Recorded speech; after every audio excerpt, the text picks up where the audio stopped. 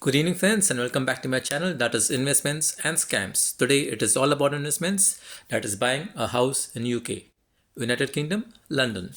Okay, so I'm going to cover a few points that I spoke in my shorts video. The sooner the better, that is less your age, the better. How much money you need, what documents are required, how long is the process, and how to select the right house.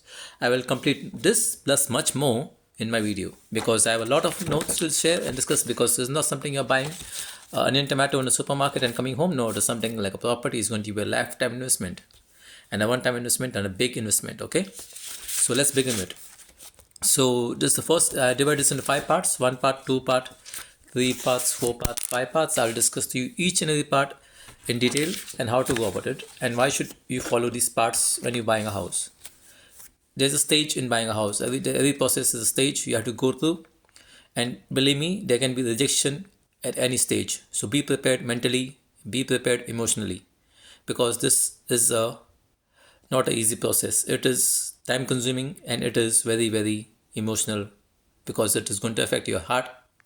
It is going to affect your brain. It is going to affect your mental and physical well-being. It is going to affect your job as well. So just be prepared, take a deep breath and relax and let things go by. Yeah. So if you follow what I say, if you like my channel, like, share, subscribe and comment, and please do let me know in comment section what you think. Yeah. So let's begin with the first part, that is going to be about yourself and just yourself. Okay, and your partner or whatever. So basically, if your age is 20 to 25, it is very good time to buy a house, a mortgage, take a mortgage and buy a house. The plus side is that you will have a longer time to pay off your mortgage. You'll have 40 to 45 years depending what age have you taken your mortgage, because basically it's like 65 to 75 years retirement age. That's how long you can work for, and I don't think people prefer to work like even to 80 years. So that's why 40 to 45 years is a long time to pay off a mortgage. That's a very good thing. Okay, just the negative thing is that your salary will not be that when you take a mortgage, your salary will not be that high where you can take a house in London central zone. You'll get a house which is a bit far away from London, zone 1, zone 2, zone 3. It will be a bit zone 5, zone 6, or it can be on the outskirts of London as well. If your age is above 50 and 55 and above, then this is a problem because your mortgage application might get rejected. I'm not saying it will get rejected, it might get rejected for a few reasons, because age factor. Second, it could be health issues. Okay, so if you're having any health issues at any age, it could be 20 years, 25 years, it could be a health issue at 50 years. Please take care of your health issues. Okay, and make sure you take insurance. Coming back to the second part of my thing, the age was done. So how is mortgage calculated, and why is your budget? How do you do? How is the budget of your house calculated? You cannot buy a house which is 500,000 pounds or 800,000 pounds. No, it all depends on your salary. So first thing you have to do when you apply for a mortgage, you plan to apply for a mortgage, you go to a bank website. All you have to do is apply API, that is agreement in principle. You fill a form, your name, address, personal details, whatever. You fill in your salary details, you fill in your income, gross income, your net income. Then they will ask you your expenses, your bills, everything. You filled everything. If you have any dependent on you, like you have a mom, you're paying bills for a mom, dad, whatever. So you have a kids or dependent, so you can fill out those as well. If you're getting benefits from kids, you have to fill that as well. So there are a lot of things to be filled up in the form. Depending on that API form, the banks will decide how much mortgage, if you are eligible or not. First thing, they will decide if you are eligible for a mortgage from this bank or not. If you are eligible, they will send you a form. This is your as per your what is submitted. They will decide your a mortgage amount for you. This mortgage amount depends from bank to bank. It can be 4 times your salary or 5 times your salary annual income. So supposing your annual income is like 40,000 pounds, I mentioned over here, if your annual income is 40,000 pounds, 4 times is like 160,000 pounds. Or some banks are genuine and more good, they will give you up to 5 times, that is 200,000 pounds. So that is the maximum mortgage amount you can get. Maximum mortgage amount is like you cannot go beyond 200,000 pounds house hunting. You have to look for a house which is less than 200,000 pounds. which banks give, some banks like they give 4 times your mortgage, your salary. So you have to look for something which is less than 160,000 pounds. These type of houses I don't think it's available in London anymore. You have to go a bit beyond London, that is on the outskirts or some villages. Okay, so that's how mortgages are calculated depending on your salary. And also banks have certain things called fixed rate interest. That is your rate of mortgage is going to be the same for the next 2 years, or if you choose for 5 years, it's going to be 5 years. Or you can go as per the market rate. That is, it's floating. It can go up, it can go down. It's up to the market how it plays. Okay. Then when you apply for a mortgage, the first thing, there are many things. So the second part is your job stability. Please stay at your current job for 2 years at least. Make sure you are not having any legal health issues, bunking work and all that. You have a good recommendation letter from your HR and from your chefs. I'm a chef, so from your bosses, whatever, it might be required. If you are staying on a rent currently, then please stay in the same place for 3 years. 3 years at least. Don't keep changing your house in 1 year, 2 years, because banks don't like this, because it looks like you're having some problems paying the bills. Looks like you're having a problem paying the rent. It could be anything. So there's a chance your application can be rejected. Like I said in the start of my video, your application process can be rejected any stage, anytime. So please let the go with the flow. Okay. Then the fourth part of my second thing is that the fourth thing criteria is the credit score. Make sure you pay your bills on time. Any bills that are not paid on time, example your gas bill, if you don't pay your gas bill on time, what happens? The gas company will contact a credit score company. The credit score company will put a report on your file. This guy has not paid SMS payment for 1 month, 2 months. So this is like a negative point. It stays on your credit report for 5 years. Before it was 5 years, then it became 7 years. Now I think so it is 10 years. So anything negative in your credit report, your application will be rejected. So always pay your bills on time. Don't skip any payments. Make sure you have enough bank balance to pay off your bills. Anything that is bounced is going to go as a negative feedback. Okay, you don't want that to happen. You don't want that to happen. It's a very bad sign. It happened to me, so I just learned from my lesson. It's a different story. I'll not get my story involved over here, but just to let you know. Then, if you want to apply for a home loan, just before you apply for home loan, 1 year or 2 years before that, you buy something like a washing machine, or so you buy something like a fridge or something. You buy a dining table, a dining set on a mortgage basis, say £1,000, and every month you pay off the mortgage for 1 year, and you finish it off with no missed payments. Like this, what happens is you're paying off your mortgage on time, a small mortgage, whatever. The banks will notice this, your credit score will go high. They will say this person is genuine, he's paying his bills on time. Then documents that are going to be required, either yours or if you're taking a joint mortgage, it could be your spouse, it could be your sister, your brother, your mom, or dad, whatever. What is required from sites is like your employment letter, your pay slips, your NI number, national insurance number that is called, your bank statements for last 3 months showing salary credited, and also bank statements where you're showing expenses. 6 months at least you keep in hand. Most banks ask for 3 months, but I would say just 6 months, because you never know what happens, because you might get a promotion, you might get a demotion, you don't know, you might change a job or something, and you want to play around. So be careful. Any wrong information you fill in the forms, your application is going to be rejected. So like I said in the starting of the video, your process can stop any stage, anytime. So basically every stage is a very, very crucial stage. Then you need photos, that is passport size photographs. You need photo ID proof. It could be your driving license, it could be your passport, it could be something else. Make sure you're also registered for voting, because this counts a lot. Okay, when you're buying a house. Address proof, you can give any bills that come to your house on your name. It could be a council tax, a water bill, anything. Okay, it doesn't matter. Then when you go for house hunting online, when you see a house, you fill the form, everything, and you are prepared. You have the balance. You have the mortgage. You have the down payment. Then. So sorry. Yeah. When you go house hunting, make sure when you go house hunting, either online, you'll search a house online, or you might go to an agent, which is on the streets. Many agents on the photos you'll see. So when you go to inspect a house, make sure you check each and everything in the house before you say yes. Basic things are always neglected. People just go, they look around. Ah, this is good. No, please. I did the same mistake. I hope you don't do the same mistake. When you go, you check the toilet flush, you check the boiler machine. If the boiler is something is wrong, make sure the owner replaces the boiler machine for you. Ask him how long is the boiler machine last inspected. Ask him how long back was it replaced. If it is more than 10 years, please ask the owner or to change the boiler, or you better make sure you have enough money to change the boiler yourself. This boiler costs 10,000, 15,000 pounds, so make sure you have additional money, okay? I'm not making up any stories, you can check online how it is. You need money to pay, you need money to buy cabinets, you need furnitures. Please check the cabinets which is there. Please, if there are any furnitures in the house, please check the furnitures. Check for bed bugs. Look for pest control. Look for the walls, any ceilings. If the paint is okay, the ceiling, any cracks in the wall, Look surrounding areas, how was there. Look at doors, windows. Look at the handles.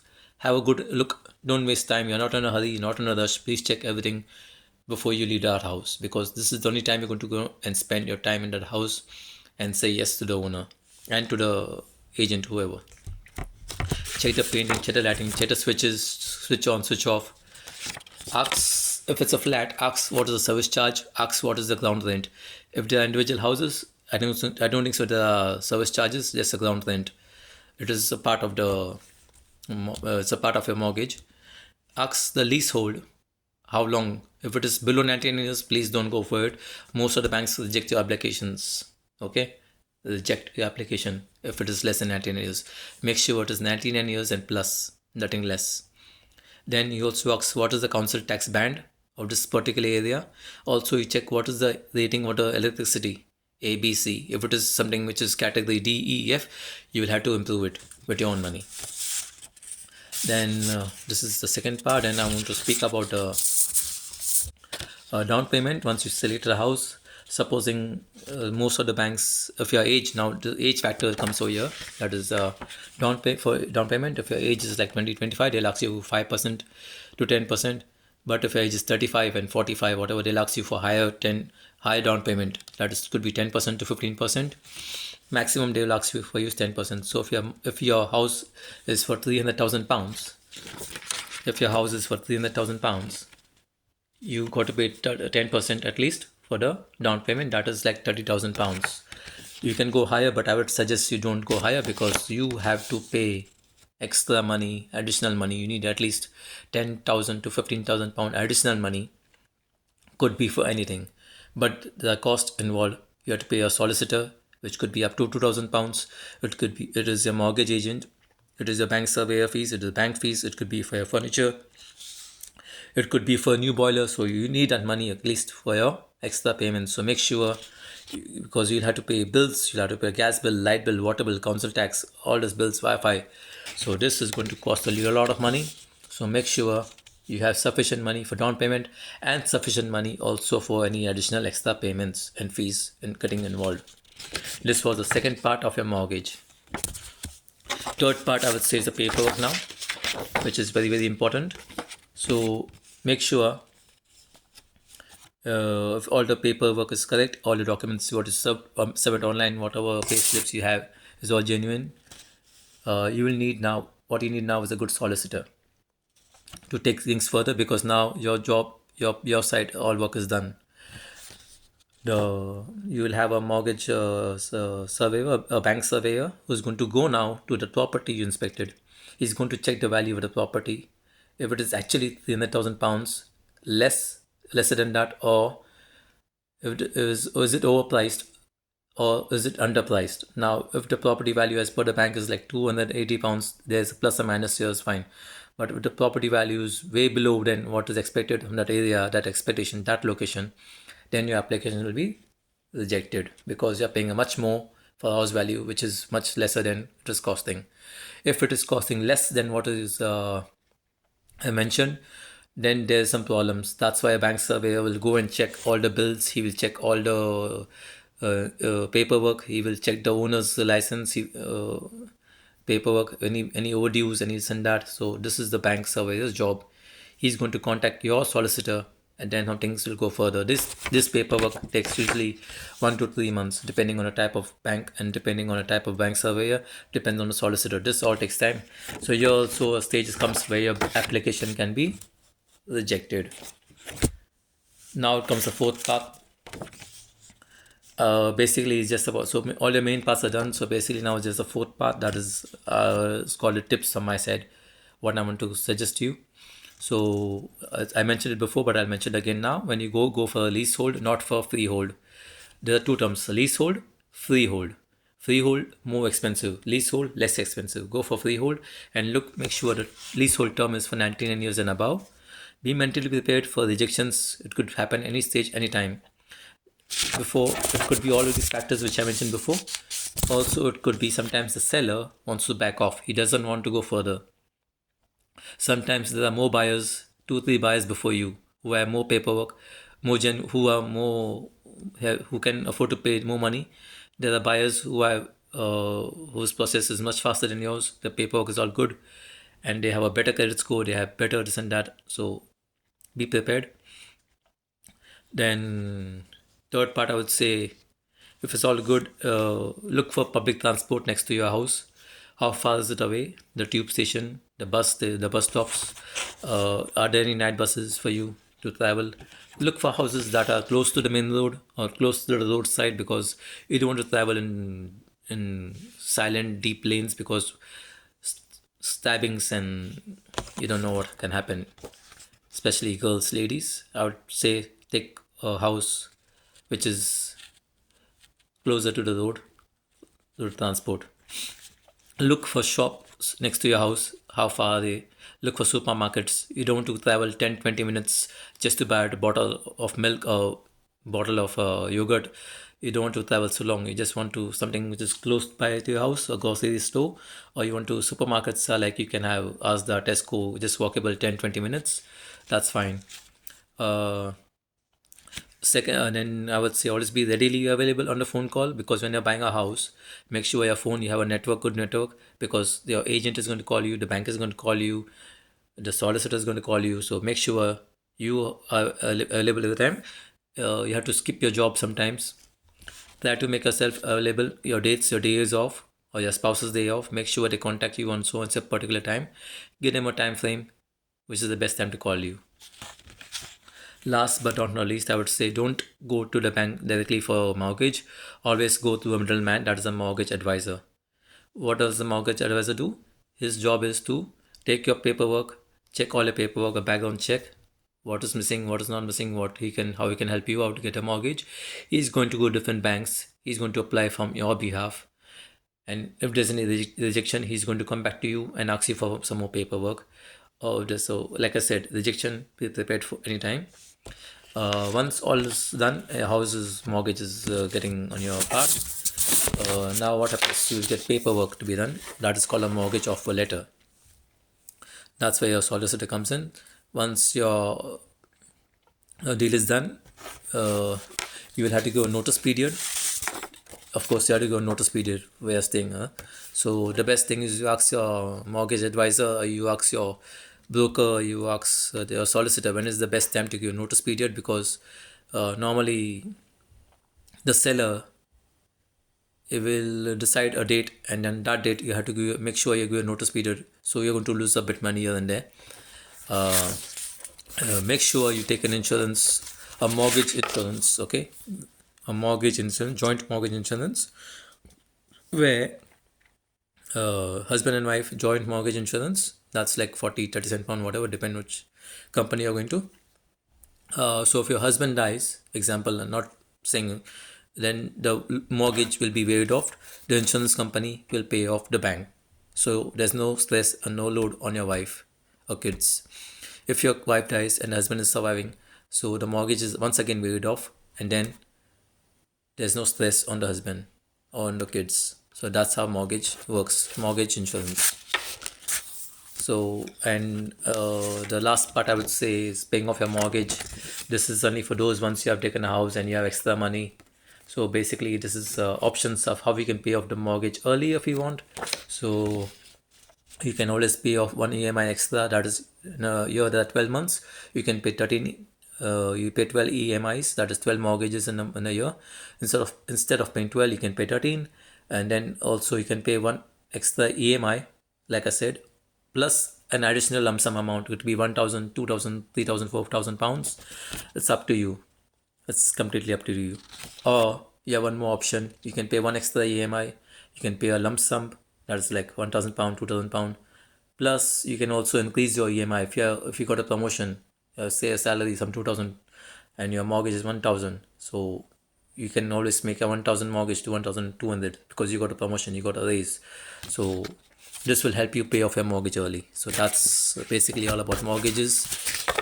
If you do like my channel, like, share, subscribe, comment. Any issues with my language or the way I speak, if you don't understand anything, please let me know in the comment section. I will be glad and happy to assist you. This is for people who are staying in London, not just in London. This is also people who are staying in the whole of UK. Anybody is free to contact me on my comment section. Thank you. Bye bye.